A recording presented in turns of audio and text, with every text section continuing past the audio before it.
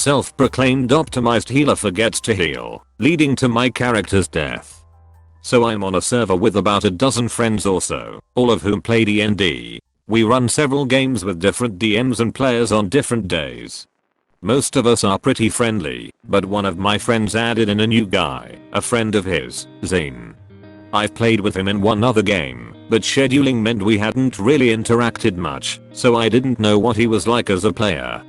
So when a friend, Charlie, expressed a desire to start Ming, we all thought it would be cool to invite Zane. His first character set off a few red flags, which Charlie and I discussed between sessions, a homebrew race of Zane's own design that got natural armor, fire resistance, poison immunity and a terribly wooded innate spellcasting that implied he had cure wounds at will. I warned Charlie there could be some balance issues. But thankfully there ended up not being many owing to Zane playing dangerously and dying a few sessions in. His next character was a reborn healer, which consisted of 1 life cleric and 4 alchemist, which he had optimized to never let anyone die again, a sentiment Charlie agreed with, since he was still new to encounter balance. For a while it was all fine and dandy, but I did notice Zane rarely used healing spells, or in fact any features besides inflict wounds. And when the wizard got a fun boon to cast some druid spells he ended up healing significantly more. This, in conjunction Zane's insistence to keep going into melee despite having very little survivability, meant the marshals were often frustrated when they were injured and in need of healing.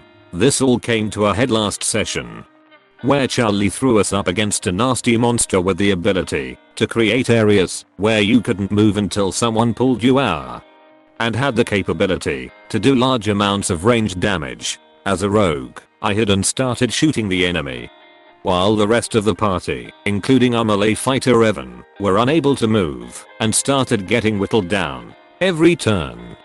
Evan tried to persuade Zane to drag him out, which the DM said could break the effect and was only 5 feet away, while Zane kept doing nothing besides cast Chill Touch every turn. Eventually I needed to take a shot that left me exposed, which led to a failed dex save knocking me down, which would have been all well and good, but despite my pleads Zane kept using Chill Touch.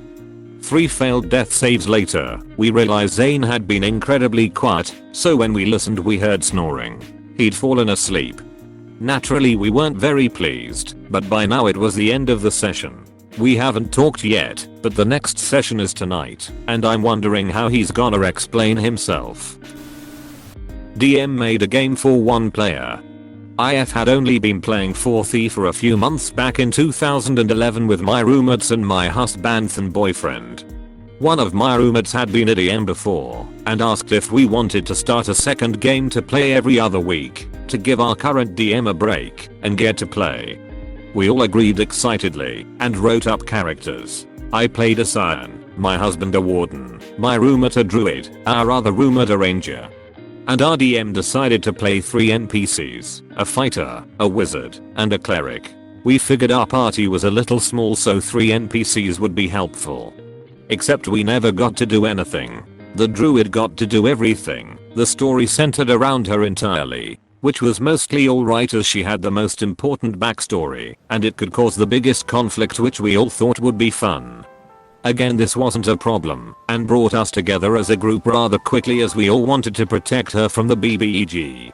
We were traveling around trying to find a way to defeat the BBEG as he was a super powerful necromancer. We kept coming across things that required our skill checks for, like locked doors, heavy boulders hiding a secret passage, a language scrawled on the walls, etc. We kept offering to move things, decode things, or even a simple perception check, but our DM would say, "Don't worry, NPC has it. Oh, NPC is already deciphering the language."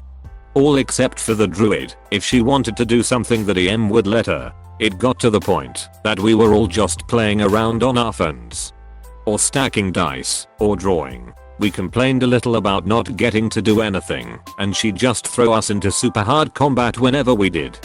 So we stopped complaining for fear that she'd kill off our characters, and anytime we'd go into a new place to investigate she'd ask what our characters would do, and my response would always be, "I hold the torch." We still had fun doing a few other things in the campaign, and she was our roommate, so we didn't want to quit the game, but it really made it not fun when all the excitement we ever got was combat. Gave the players what they wanted. So I just wrapped up a 34-year-long campaign where all players' actions affect the world. They caused factions, toppled empires, turned NPCs into interesting side characters, built lore and so forth. I wanted to do a voiced ending, narrated professionally with neat sound ambience music that tells the future of each character thanks to their choices. I wrote it up, had it read out loud, edited it, added music and sent it as a MP3 to each player. It was tons of excitement and joy from all the players. They loved their outcomes and the cool references to their adventures. Until one said, "I can't wait to play that." I explained it's an ending and they wouldn't like it, since too much would have changed by that point. After all, 80 years is a very big time jump. The players talked and said they wanted it anyway, even if it was a one-shot, so they can interact with the future they made. I'm always willing to try new ideas, so I began writing up this future 80 years later. We began playing it, and immediately it was met with, "WTF, the faction I liked is different now? They use what technology now? That village is a city? That village is gone. How is that character an archaeologist now?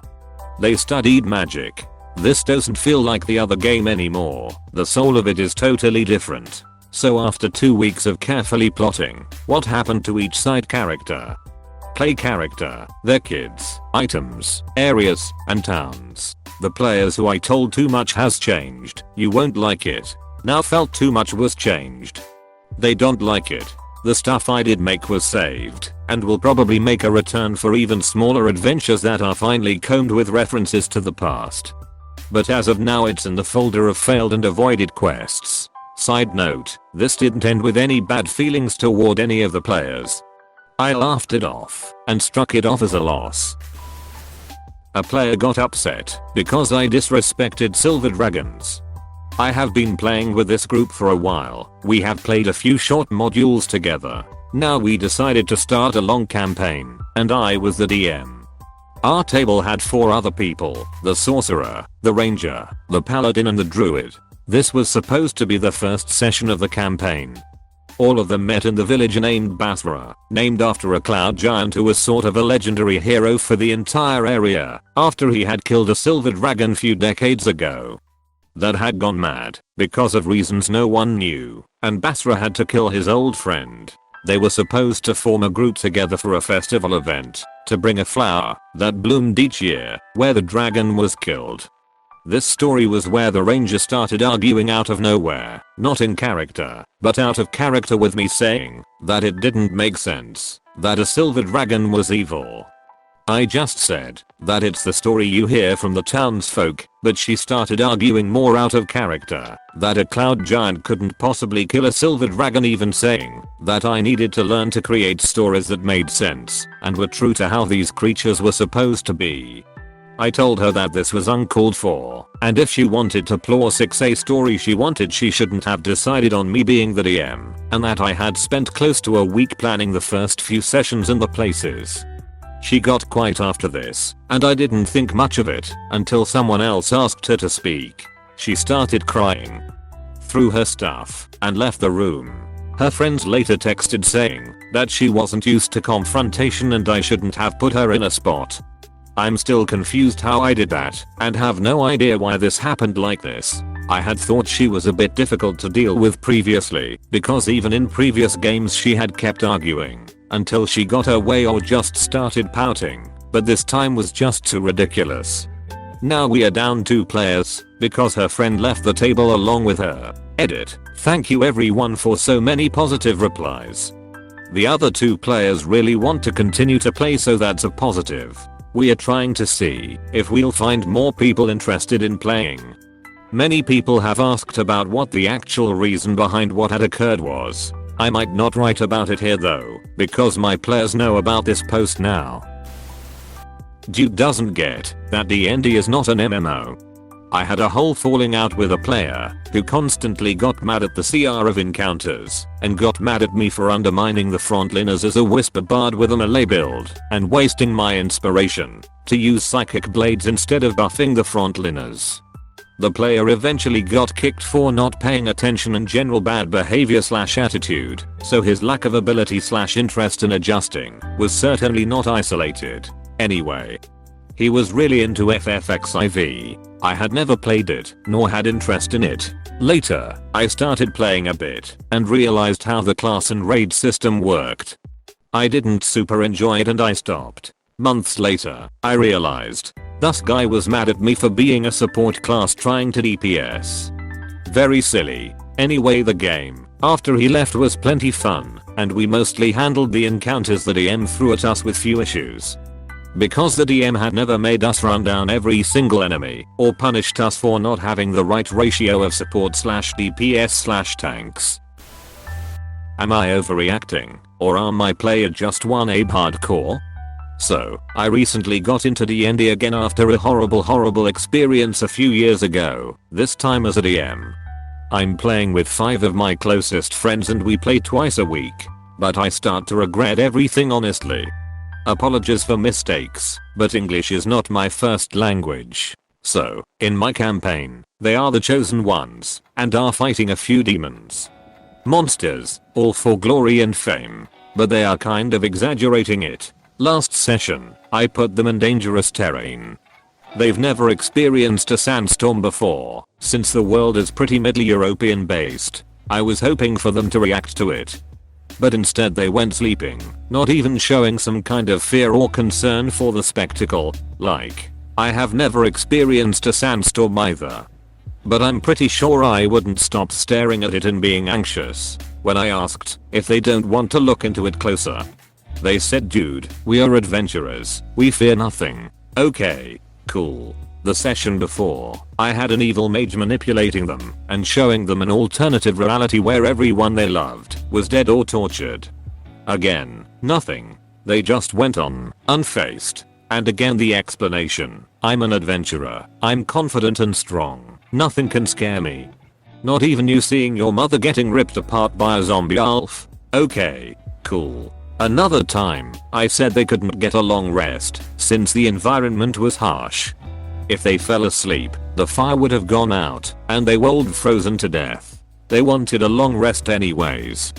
Because we are strong and powerful, we can handle it, followed by being mad at me when I did not kill them. But gave to levels of exhaustion due to freezing weather and their bodies not getting enough rest because they needed to fight the cold. Maybe that was unfair from my side, but I just wanted a reaction. I wanted a hint of fear, concern. Something that wasn't we are though bitches and nothing can kill us. I would have been happy with anything. But no. Not even a hint of exhaustion during roleplay. Okay. This is starting to get uncool. My question now is, am I just exaggerating? Or are they too far gone in their power fantasy? I get that they want to be the heroes. But I think me making them the chosen ones who are the only people who can destroy the evil is really enough for level 8. I'm honestly starting to lose interest. Edit. Okay, I got it. I made mistakes. I shouldn't have given them an option to kill someone in session 0. It's okay. I understand that I might have another idea of D&D. I'll talk to my players and educate myself on the matter. Thank you. AITA, or am I being screwed? Me, DM Barbarian. Problem player 1 Bard. Problem player 2 Wife to problem player 1 Fighter. PC brother to problem player 1 Paladin. PC Wizard. PC. I will try to be brief, and I'm sorry if this is long. This is my first Reddit post and I really want to explain to the best of my abilities. We are running an intermediate session where the players are LVL10 and are fighting legendary monsters. I told them to optimize because survival is important. This was all agreed upon as a game we wanted to do. The day before the session starts, Barbarian asked me if his wife Bard can join. I say sure, I don't want to exclude anybody, but I warn that this will be a tougher campaign. He says it's not a problem, and then when the day comes she has never played D&D before and hasn't even made her sheet. Well, we spent the next 4 hours helping her while the barbarian sat on his phone looking at memes. We got 2 hours in the campaign and she said she needed to take a nap, so we had stopped that day. Next week rolls by and when we pull up to where we are supposed to meet, which is the barbarian's house, the barbarian and bard say they will be there shortly. After 30 minutes they apologize they were late, but they were in the middle of Mario Party. After about an hour, the bard pulls out her laptop to play RuneScape, full blast. I told her not to do that. The barbarian continues to play on his phone, lose track of initiative, and show a lot of PDA making the group uncomfortable. Next week and again they are late, and in combat the bard falls unconscious because she doesn't know how to play.